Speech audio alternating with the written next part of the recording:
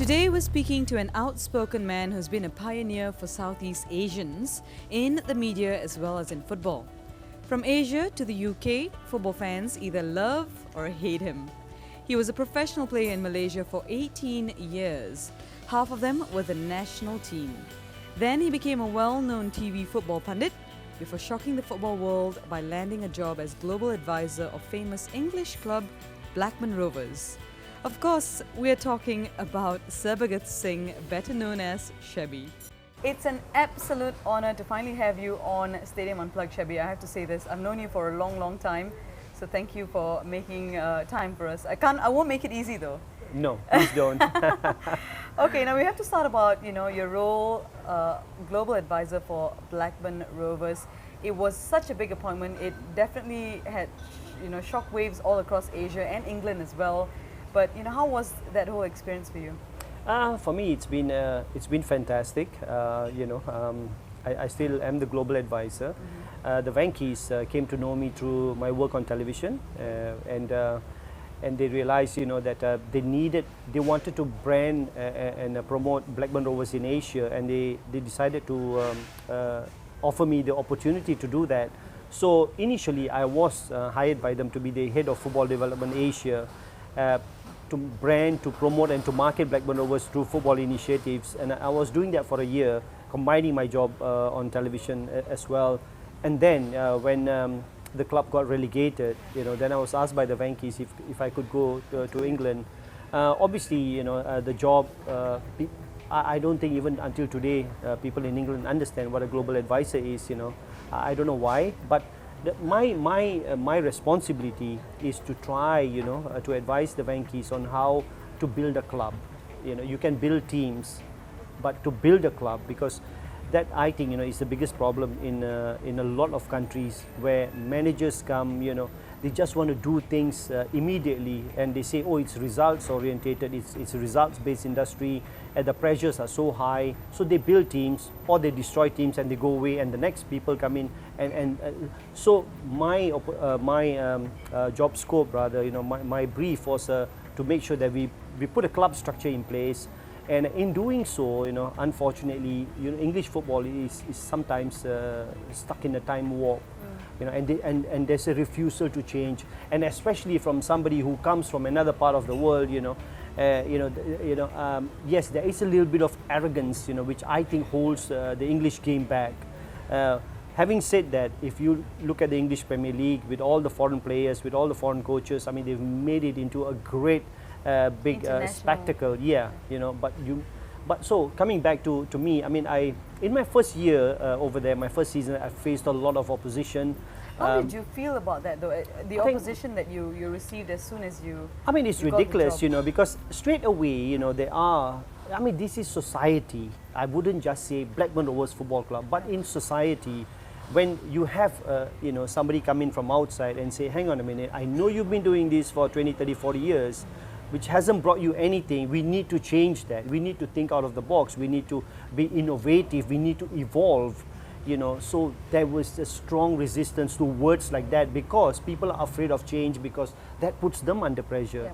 Yeah. Which Media means particularly were harsh, and well, they said that you were actually underqualified for that job. What would you have to I say mean, to that's that? ridiculous. If the media comes and says, I'm underqualified, are they qualified to talk about the game? But this is the media. The media will take sides. I've got good friends in the media as well, but I don't make use of them, to try to blow my trumpet, so to speak. But the media holds the English game back. They promote domestic football, but look at their international game, which has suffered. So they have got to look, back and say, where have we failed? Yes, there is the section of the media that's not going to like you, whatever you say.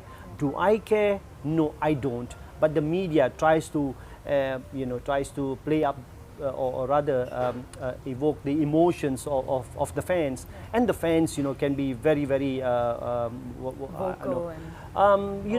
very jittery. They believe what they read and they think that's the gospel, and that's so it's like, hang on guys, this is a long-term project. If you do not set in the foundations now, the club will never prosper.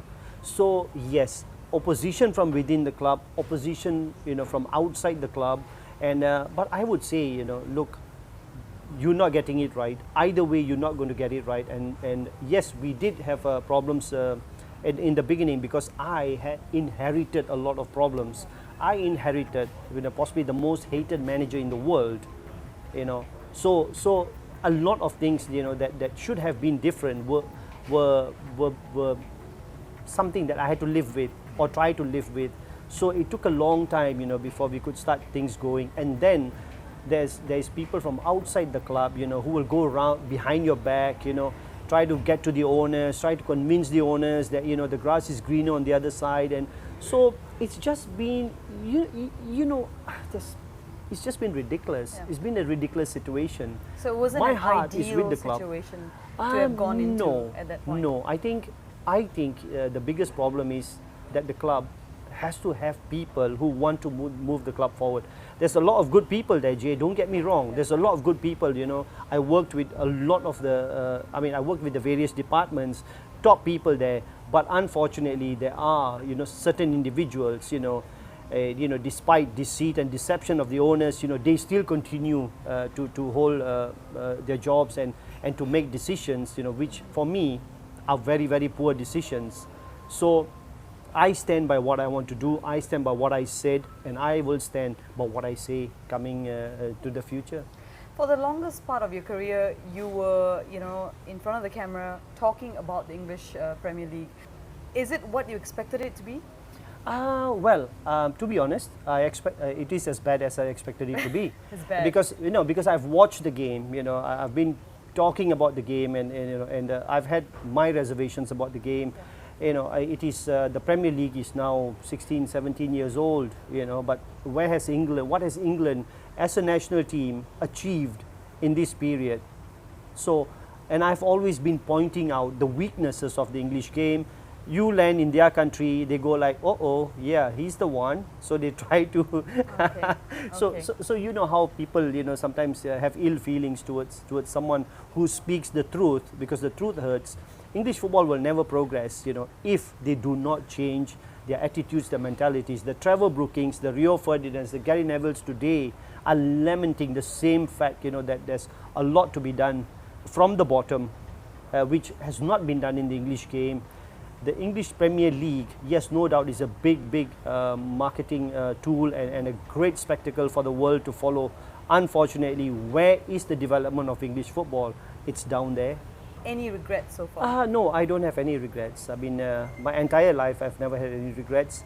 I just have the burning desire, to still go out there and complete what I started or what I want to do.